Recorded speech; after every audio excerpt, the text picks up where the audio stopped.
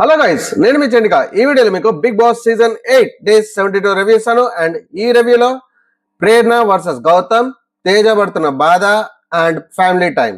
So ఈ అన్ని విషయాలు కాకుండా ఎవరు టాప్ 5 లో రావచ్చు, ఈ అనాలిసిస్ గురించి మాట్లాడుకుందాం. సో వీడియో స్కిప్ చేయకుండా తప్పకుండా చూడండి. And please like, share and subscribe to my channel for more reviews. Let's get into the review. Prerana versus Gautam. So Prerana ఇంకా ఇరిటేట్ చేస్తూనే ఉంది గౌతమ్ని, నువ్వు పనిష్మెంట్ సరిగా చేయట్లేదని చెప్పేసి.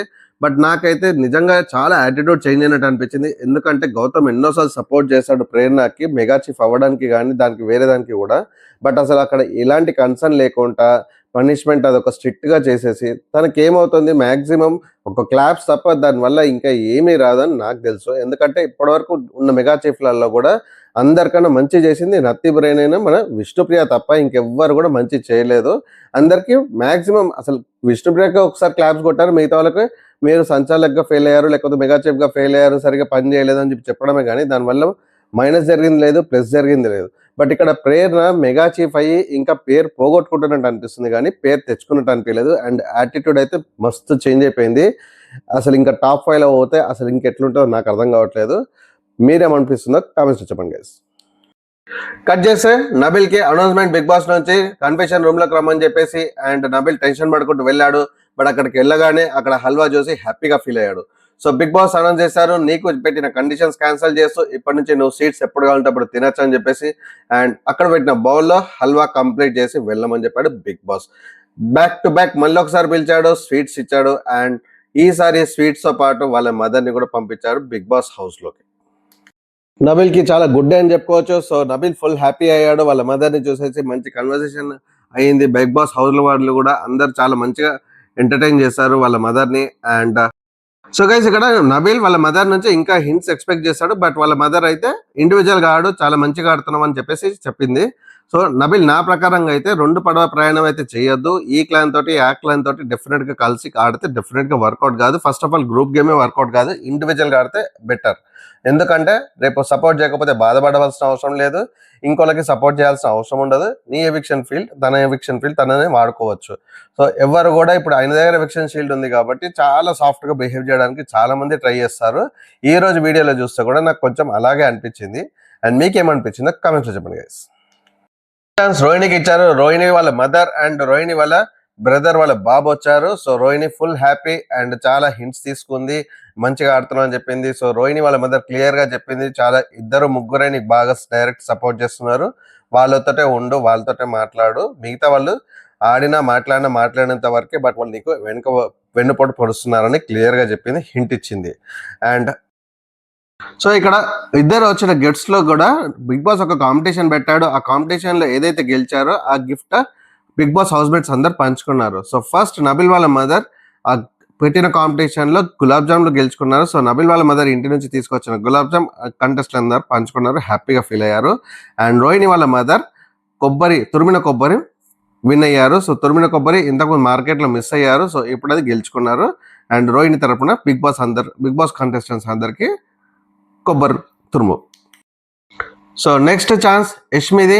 అండ్ యష్మికి రావడానికి ఇంకా వాళ్ళ ఫాదర్ ఇంకా రాలేరు. బట్ వాళ్ళ ఫాదర్ పిలిచే వర్డ్స్ రాకెట్ ద్వారా పంపించాడు నబిల్కి. ఫస్ట్ ఆ రాకెట్స్ అన్ని దొరికాయి, చూస్తే యష్మిని వాళ్ళ ఫాదర్ ఏమైతే పిలుస్తారో ఆ వర్డ్స్ అన్ని రాకెట్ పైన రాసున్నాయి.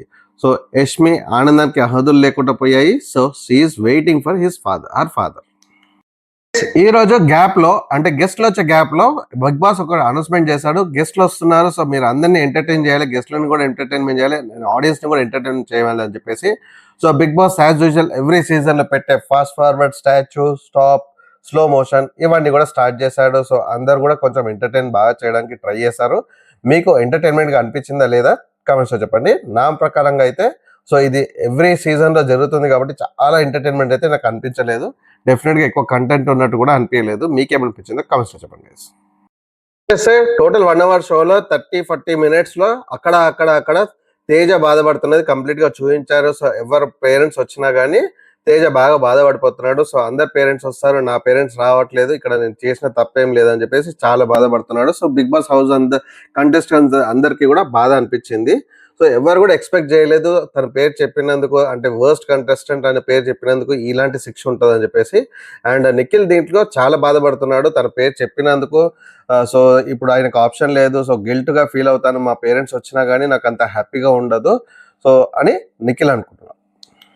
చూపించిన కన్సర్న్ డెఫినెట్ గా చాలా హార్ట్ఫుల్ కన్సర్నే, ఎందుకంటే నిఖిల్ అలాంటి విషయంలో డెఫినెట్ గా చాలా హార్ట్ఫుల్ గా చాలా జెన్యున్ గా ఉంటాడు. ఇంతకు ముందు కూడా గౌతమ్ తిట్టినా గానీ మా వాళ్ళ మదరైనా మా మదరైనా ఒకటే అన్నట్టు మాట్లాడాడు. సో ఇది డెఫినెట్ గా చాలా జెన్యున్ గా మాట్లాడినట్టు అనిపించింది. నిఖిల్ మాట్లాడి చాలా బాగా అనిపించింది. మీకేమనిపించింది కామెంట్స్ చెప్పండి. షోలో కమెడియన్స్ కి కప్పు రాదు అని చెప్పేసి బాధపడుతున్నట్టు అవినాష్ వాళ్ళ రోహిణి వాళ్ళ మదర్ అన్నారు. మీరు అట్లా అనుకోవద్దు, కమెడియన్స్ వాళ్ళకి ఎందుకు కప్పు కొట్టారు, మీరు కొట్టగలుగుతారు, ఆడండి, బాగా ఆడండి అని చెప్పేసి. ఎస్ గైస్, డెఫినెట్ గా కమెడియన్స్ కి కప్పు రాదని అయితే నేను కూడా చెప్పాను. కమెడియన్స్ కి కూడా కప్పు వస్తుంది. బట్ నువ్వు కామెడీ చేసినప్పుడు కామెడీ చేసినట్టు ఉండాలి, గొడవ పడ్డప్పుడు గొడవ పడినట్టు ఉండాలి.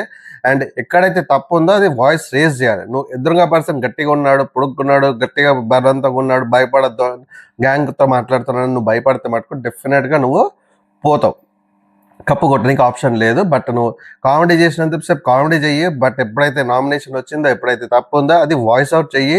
అండ్ గొడవల్లో నీ గొడవైనా పక్కన గొడవైనా కానీ నువ్వు వెళ్ళు, ఏది న్యాయం ఉందో ఏది కరెక్ట్ ఉందో దాని దగ్గర మాట్లాడు. డెఫినెట్గా కప్పు కొట్టే ఛాన్స్, టాప్ 5లో ఉండే ఛాన్స్ 100% ఉంటుంది. మీకేమనిపిస్తుందో కమెంట్స్ చెప్పండి బాయ్స్. టాప్ 5లో ఈ సీజన్లో ఎవరు ఉంటారో అని అనుకుంటే నా ప్రకారంగా అయితే నిఖిల్, విష్ణుప్రియ, ప్రేరణ, నబీల్ అండ్ గౌతమ్.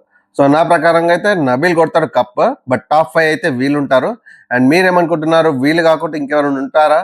మీకేమన్నా అనిపిస్తే కమెంట్స్లో చెప్పండి.